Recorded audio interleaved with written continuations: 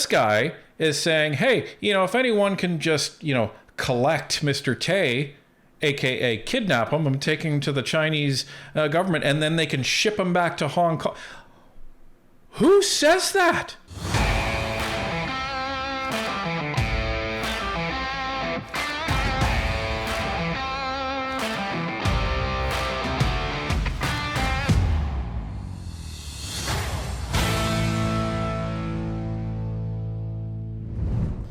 Just when we think the federal election can't get any crazier, another hour goes by and a Liberal tells us to hold their beer. We've spent the last few months warning Canadians that foreign interference would try to make its way into the election, so that doesn't surprise us. But what did surprise us was hearing that a Liberal candidate openly asked for someone to literally kidnap the Conservative candidate in order to claim a bounty set by Hong Kong police. No, we're not joking. And let's take a look. So, ladies and gentlemen, this story has been breaking today, and it broke in really credit to the Toronto Association for Democracy in China. So this is a organization in Toronto that speaks for the diaspora community, for people that have immigrated from China, and they're vocal activists, promoting that people in the Toronto area can live in peace without any foreign interference from China. And they also advocate for democracy to take roots in China itself. So they posted this, and it says, it was recently reported that Paul Chang, now seeking re-election at Markham Unionville, in his MP office spoke about the HK $1 million bounty offered by the Hong Kong police on Joe Tay, that, quote, you can claim the $1 million by bringing him to the Chinese consulate. Tay is now running at Don Valley North. So when we initially saw this, we thought, really? Come on, no way that happened. Not that we didn't trust the Toronto Association for Democracy in China, but this just seems far out there. So far out there. Yeah. So we actually started doing research on this, and we couldn't really verify a lot, so we just parked it and thought, all right, well, this is going to be one of those things that never makes it to air. And then it was verified. So before we get into anything else, let's just go through what they posted. So this is an article that was actually posted back in January of this year, January 22nd. Now, unless you know how to read this, you're not going to know what it says. So we went ahead and had it translated. This isn't going to be a perfect translation, but I believe it's close enough. The headline, which is in teal, hints at threats from two opponents. Paul Chang vows to retake Markham Unionville. It was published on January the 22nd of 2025. The body, translated, Ming Pao exclusive.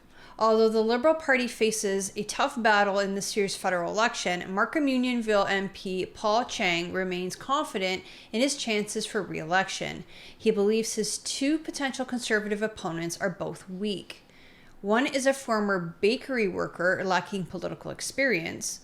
The other is currently wanted by the Hong Kong government under a red notice with a Hong Kong $1 million bounty on his head.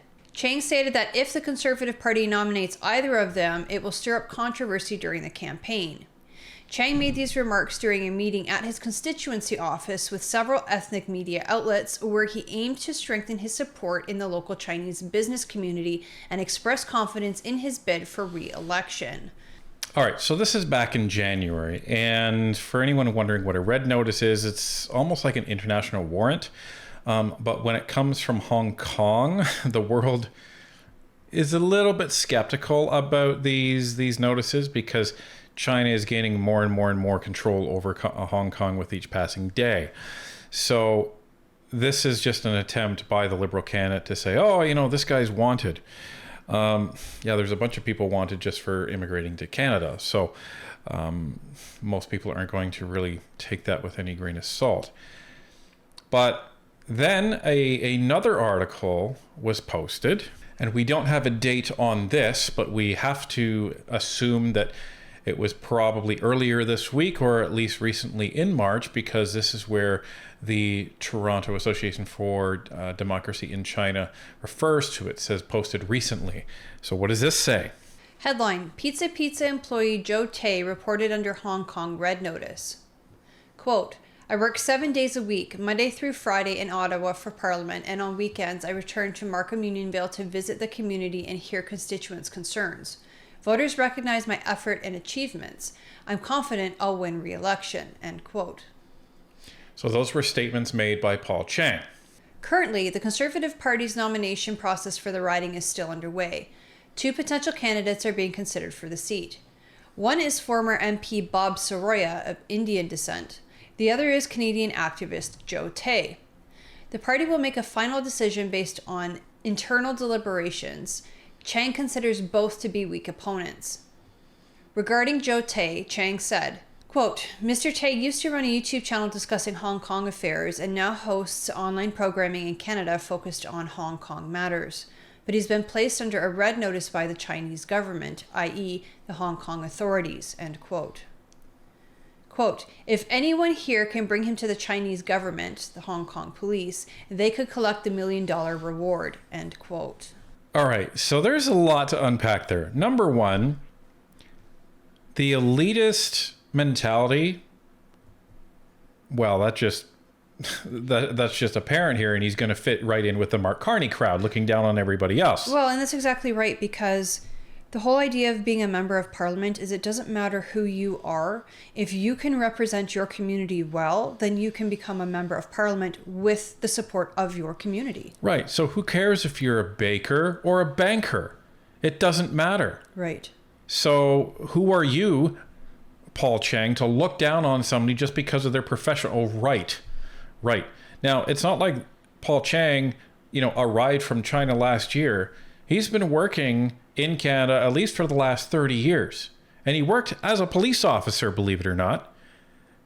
And this guy is saying, hey, if anyone can just, collect Mr. Tay, aka kidnap him and take him to the Chinese government, and then they can ship him back to Hong Kong.